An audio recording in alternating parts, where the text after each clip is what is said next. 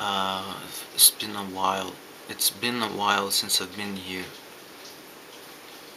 The thing that brought me back here is the fact that during this time some thoughts came into my mind and some realizations, and they kept growing.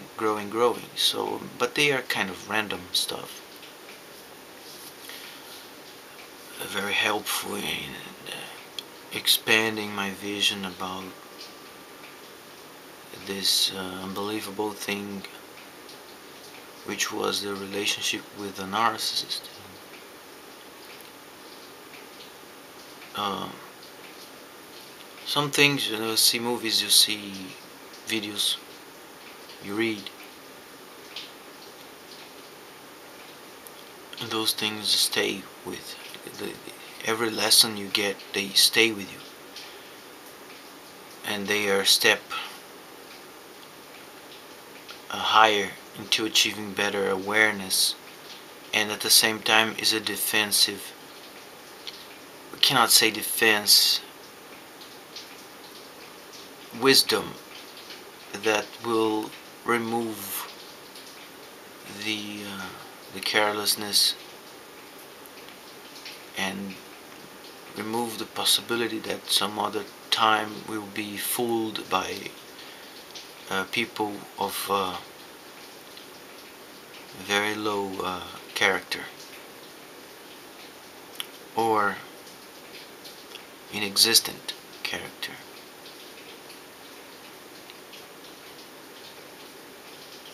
I was watching a video on YouTube that I saw years ago when I was still suffering in the discard phase. It is a person with a personality disorder on YouTube. She's not on YouTube to bully anyone. She exposed her experiences with being a borderline personality disordered person, how she dealt with it when she discovered it, her pre-adolescent, no, her adolescent years, how she hurt herself and hurt other people in her toxic relationships. From time to time I remember her in the check if she made a new video. She just happened to have made a few new videos this month.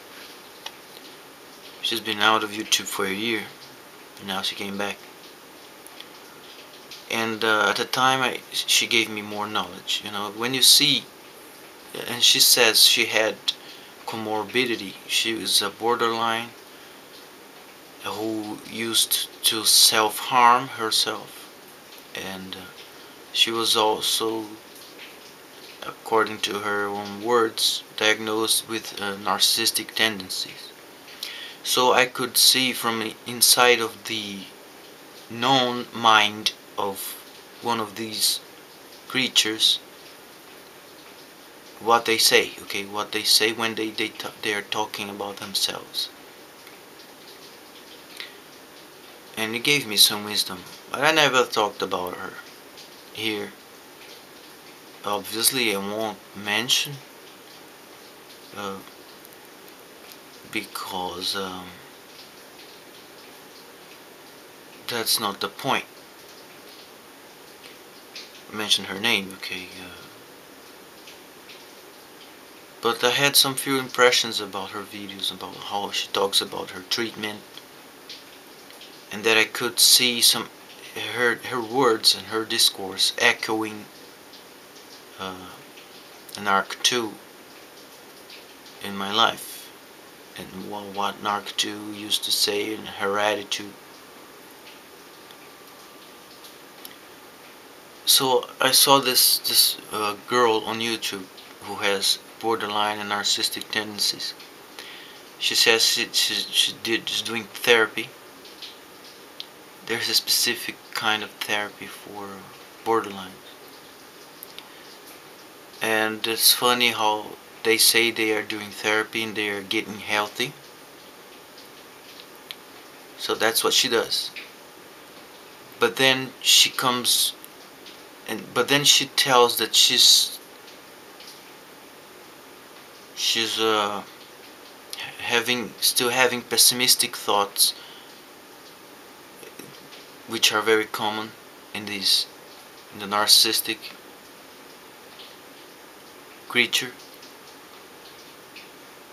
And she says she's progressing, but then she shows signs, or she even recognizes that she still have a long way to go. And then she felt pessimistic because, well, it's been 3 years of this treatment and I still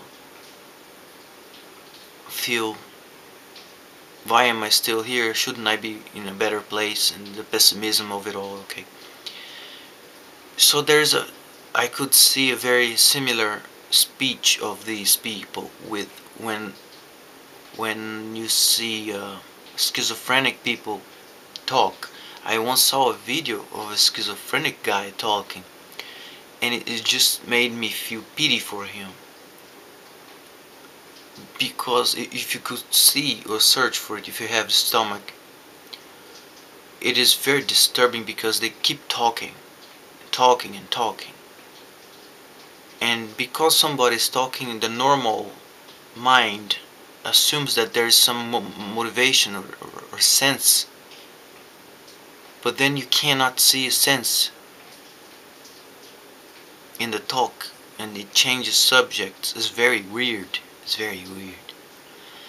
And what I realized when I saw this girl talking a month, maybe a week ago, is that the narcissist's talk is not that in a schizophrenic side, in that grave shape, but it resembles, so that the narcissist still can uh, be part, infiltrate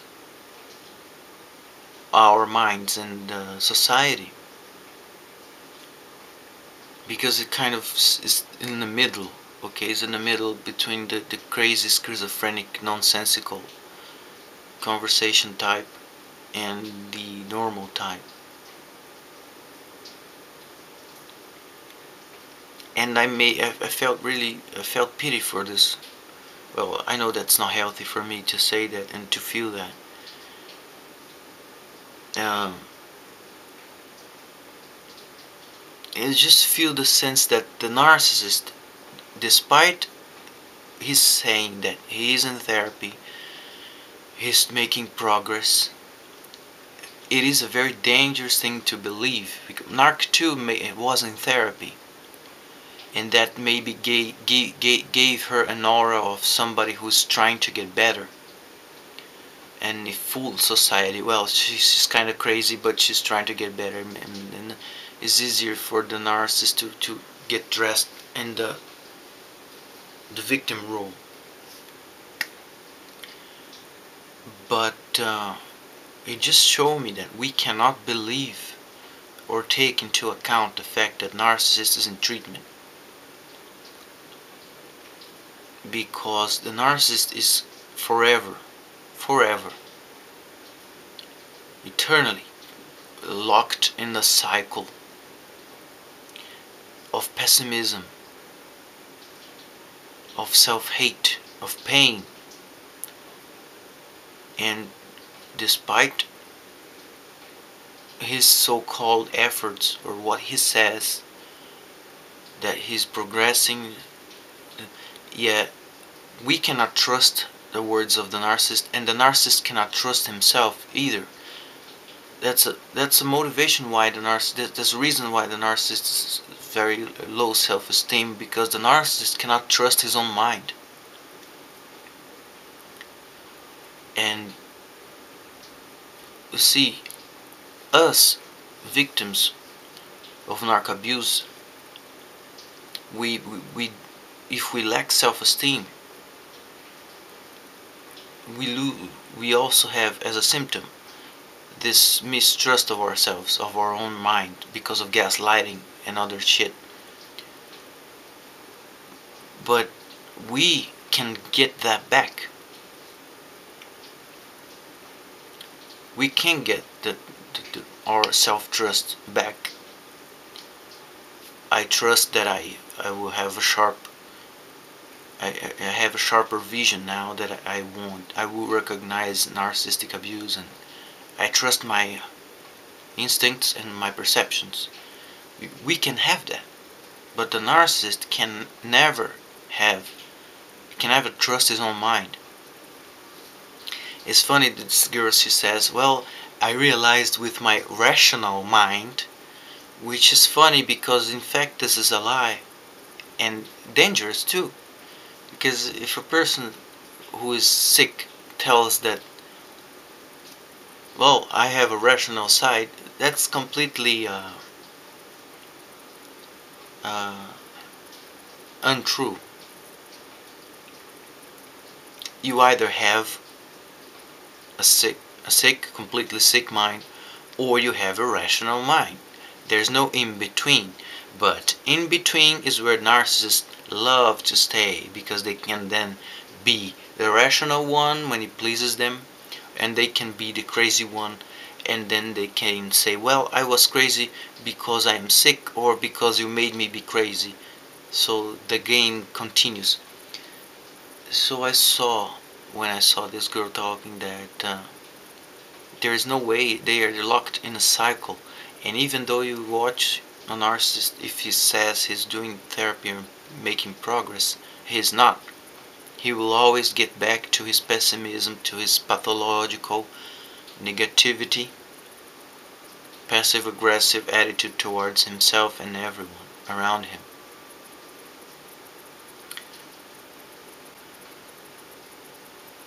One of the confusing things that that the narcissist does, and that we are all tired of reading about it, seeing, understanding, is how they can be charming and how they can be violent, and how that creates this sense of we don't believe our perceptions. We begin to gaslight ourselves because of this. It's a kind of roller coaster event. But I was thinking about it in simpler terms today. Because the narcissist is a creature that can be extremely charming and polite in one moment, and then extremely violent and cruel a few minutes later. So this type of thing, my mind couldn't was not prepared to deal with it, and I believe any healthy mind is not prepared to deal with it. Maybe that's too strong to say, because assertive people, they have a lot of power to deal with this type of things. And since I'm not there yet, but it is kind of crazy, because um, there is no consistency in the person. You can kind of have a relationship with a friend, and you start to see that the recurrent behavior of a friend becomes a routine, that you can trust your friend will get on time, your friend will be polite, will be not polite, will just be safe, and that keeps repeating. Then you have the consistency, and the friend has a personality and identity, and you can trust that you can the relationship becomes very uh, how the word is predictable. Some kind of mistakes here or there that are normal, but the relationship can be predictable, and that's part of safety, I guess. You feel safe with the person. But with a psychopathic mind, the craziness is that the same creature can be on both sides of this thing. And you can't believe it. How can a person who loves me suddenly do this?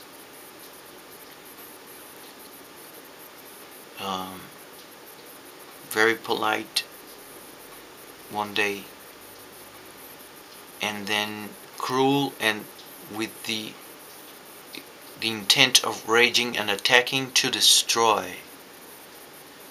And then the next day becomes very loving and polite. And then when he feels safe that you bought into his or her ideas, then comes another attack in order to destroy. And this kind of thing is, over time, that's how abuse is. Sam Vaknin, he even explained about this, if I'm not mistaken, in that documentary that everybody knows, almost everybody knows, that this is, bullying is over time, the destructive power of this. If I'm not mistaken, he talks about it in that documentary, but, well, whatever. Uh, the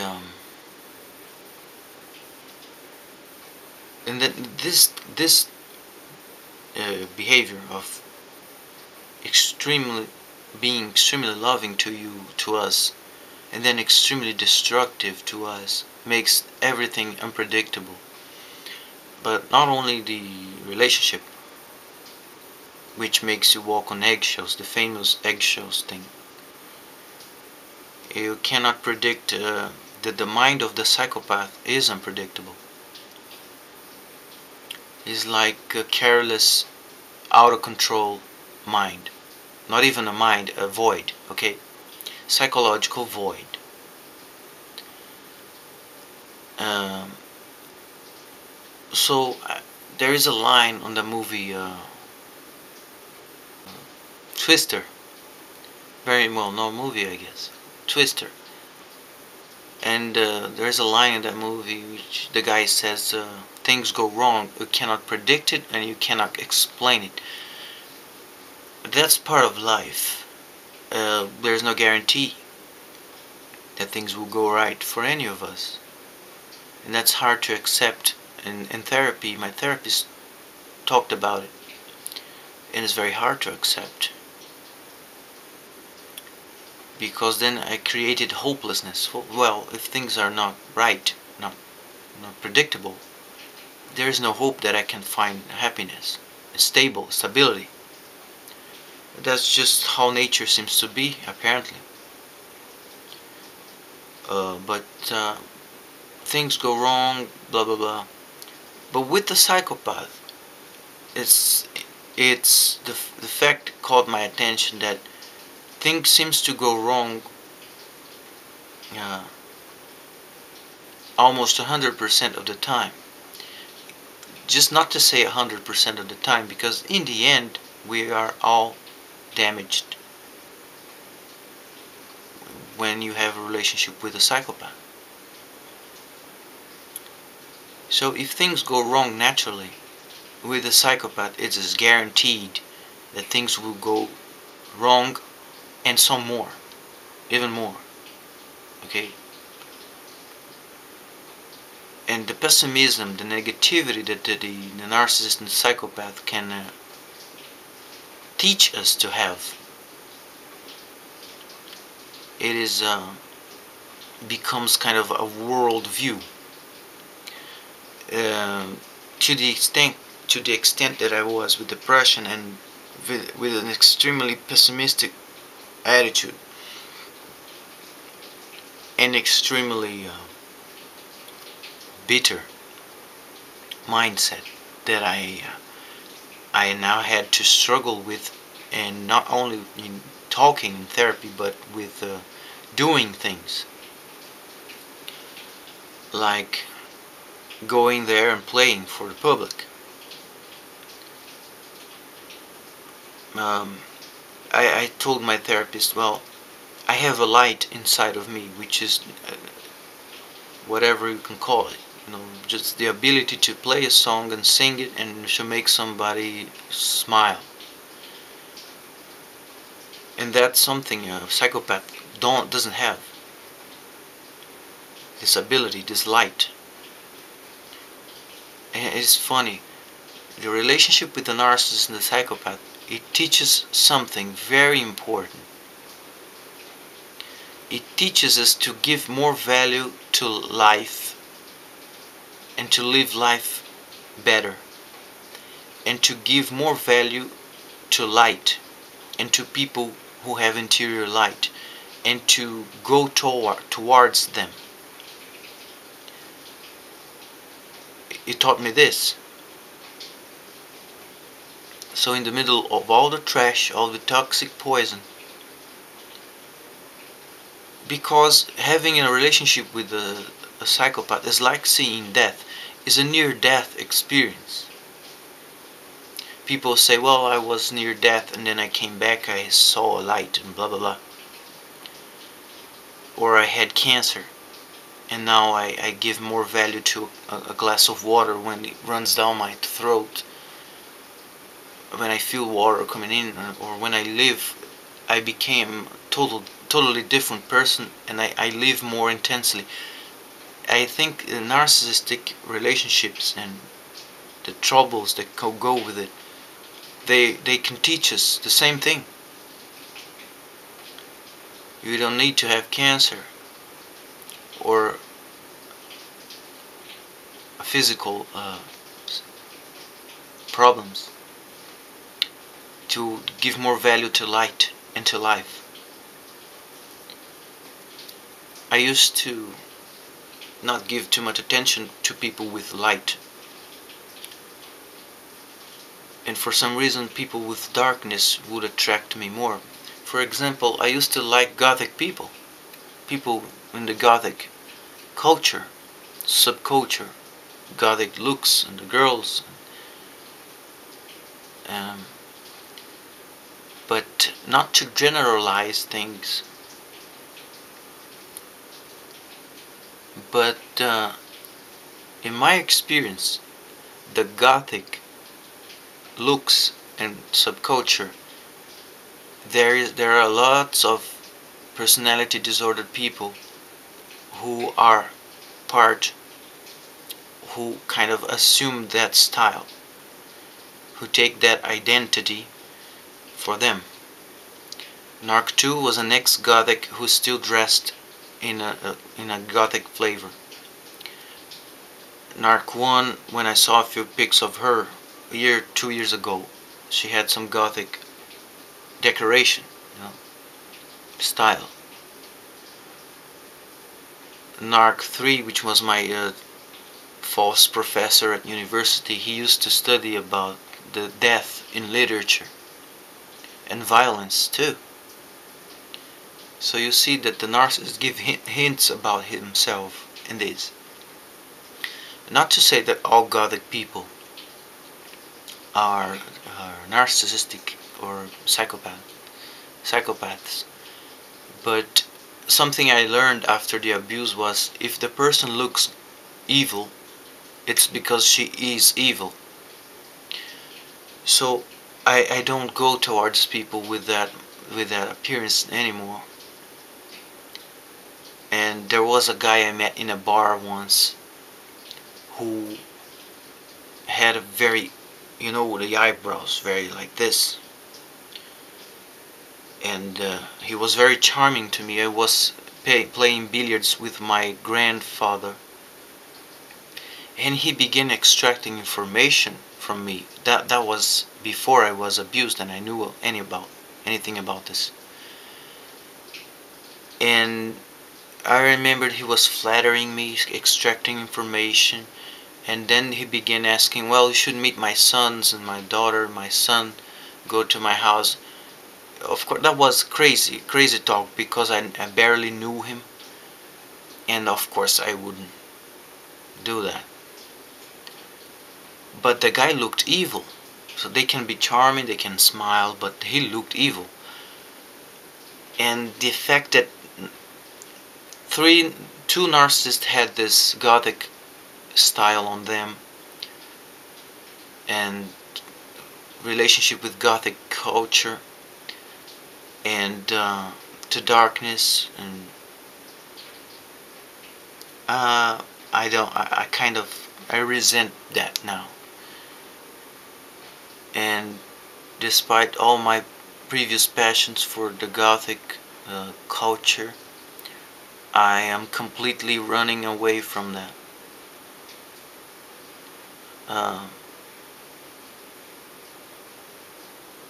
uh, there's something there that's not healthy for me. And they are attracted to darkness. That's what I'm trying to say. And in my experience, many gothic people, there was the vocalist of my band also. She had a very disturbing behavior. Um, Inappropriate. She used to say inappropriate things. She had paraphilias, which are sexual disturbing, sexual uh, deviant preferences.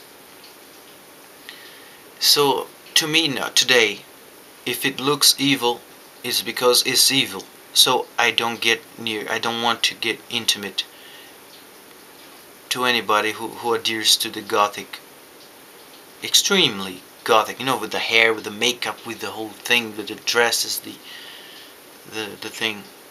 I like to see pictures and movies about it, but I need light.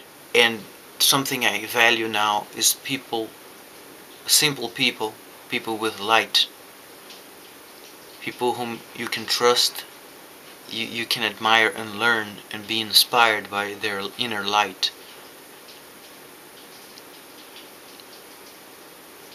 Um,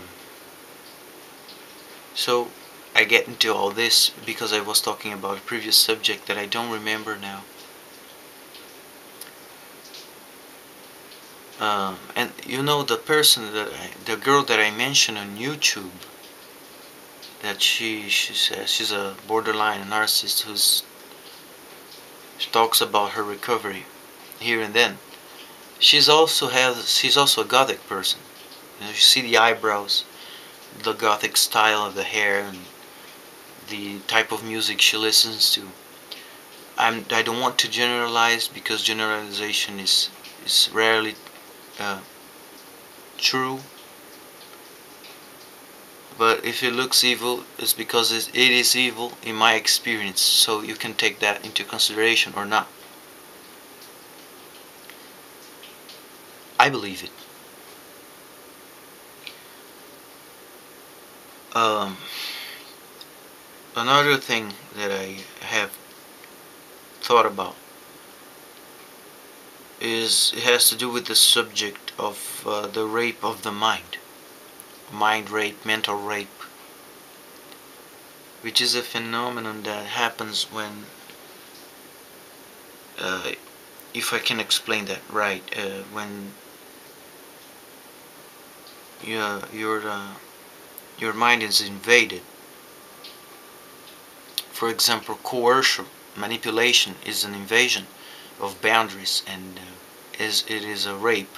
Okay, I guess that's because there's a relationship with sexual rape, because you get invaded your boundaries, physical boundaries, and it is a very sacred part of our bodies to be sexually assaulted, and not only sacred but emotional and intimate. When you get invaded in those intimate parts, intimate areas, it is very damaging, very traumatic experience, and the rape of the mind and the rape of the emotions, because there is emotional manipulation, and and it is rape, and you are forced to feel things. You are played, you are toyed with and the person violates you whenever he wants and controls your emotions, your limbic system, as they say. And that's a kind of rape, yes. So I got some information for some random motivation. I got to read the rape of genocidal rape. I was kind of shocked about this expression, genocidal rape.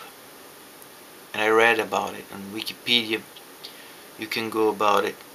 And I was reading about gypsies also. That's what brought me into genocidal rape, because gypsies were a minority people that came from the northern India and traveled to Europe, and of course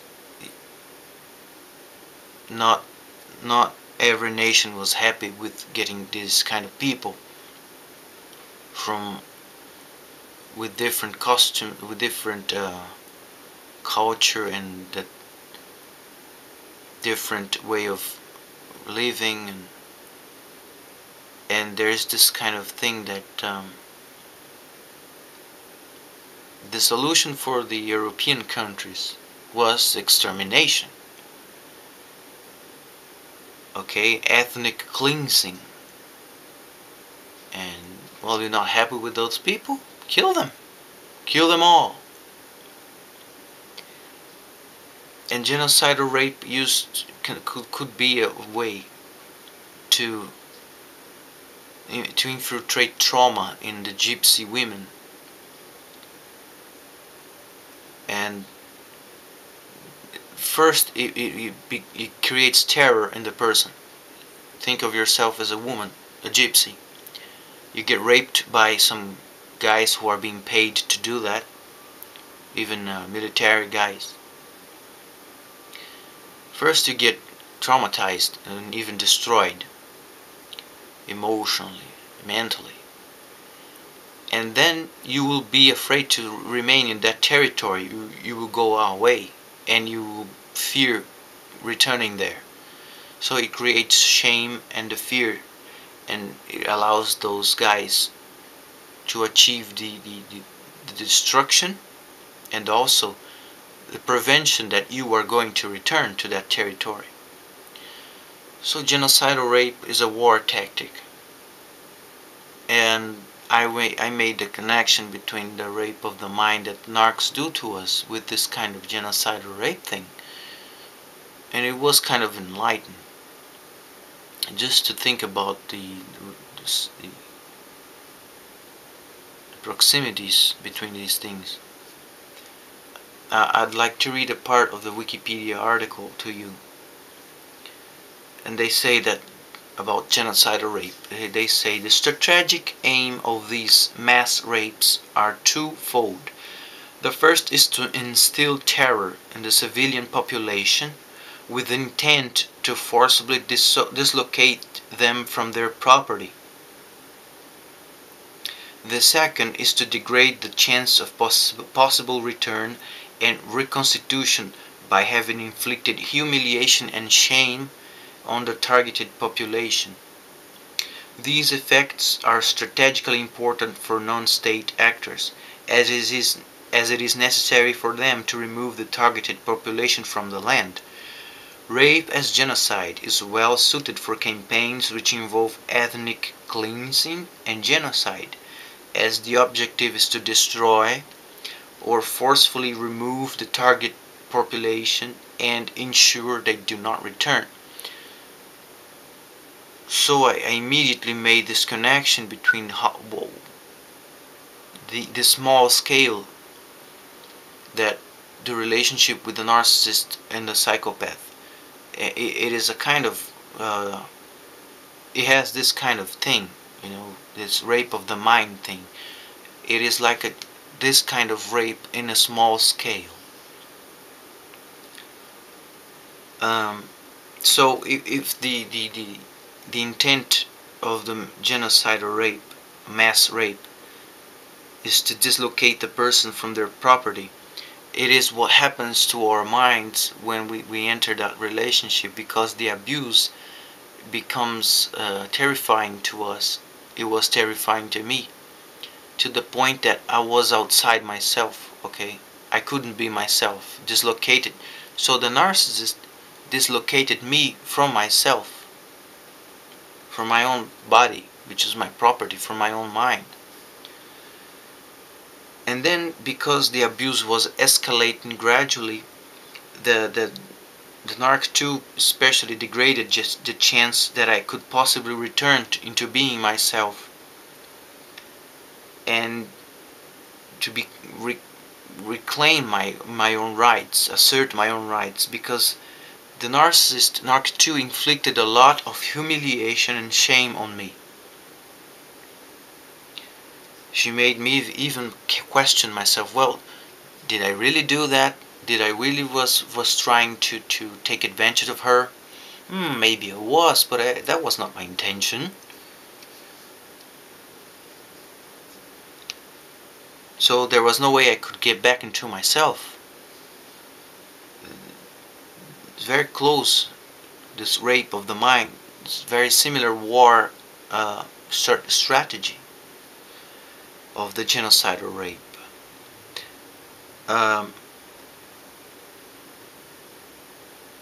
So the interesting thing, that the importance that the narcissist destroys us, so that it becomes to a point the narcissist needs to destroy parts of us, or us in the end after the discard. Maybe he needs to destroy us completely to remove the empaths, the people with interior light, the people with sensitivity. They are trying to take revenge. They are trying to remove us from the face of the earth. Now, that sounds kind of corny, I know.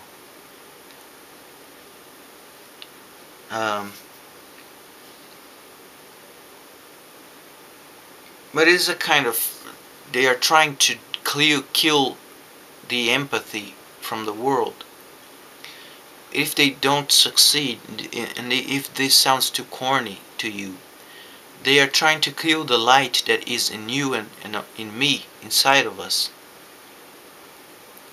So that, because he doesn't have that light and he envies it, that's because of pure envy, okay?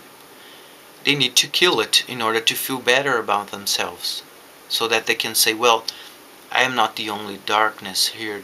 The person with the light, he lost his light, so I can feel good now, because there is really no way I can feel good in my negativity and in my pessimism. That's why I think that regaining your interior light is a slap in the face of the narcissist that harmed you. But do not regain your interior light with the intent of revenge. Regain the interior light because there is no other way to go. That's who you are. That's the light inside of you. You were born with it, and nobody can take it away from you. And in order for us to be free, we have to fight for that light and let it shine again. But that is a slap in the face of the narcissist. Because, you know, this girl from YouTube, she says something I remember now. She said, well, I look at the lives of the people I know, everybody's so well in life, and my life is still a crap. And that's when she told me, and she said she felt bad about it. She felt bad because her life was a mess, still a mess after the 3 years of treatment, and the life of the people she knows is better. So she revealed to me, and she revealed to you, that the narcissist feels pain when she sees that you are having a good life, that your life is getting back together. So many people ask, Or how can I inflict pain on the narcissist? If I had an answer to that, it would be this. How can you inflict pain on the narcissist? Let your interior light shine again. Be active in your recovery. Because the narcissist will look at you even from a distance, years from now. Who knows where you might be. She might read about you in a newspaper, see you on television, see you in a band, seeing your name somewhere, that you did something big, something that you were really born to do.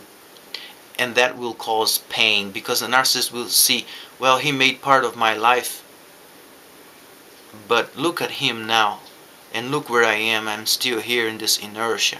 And he will feel pain because of your existence.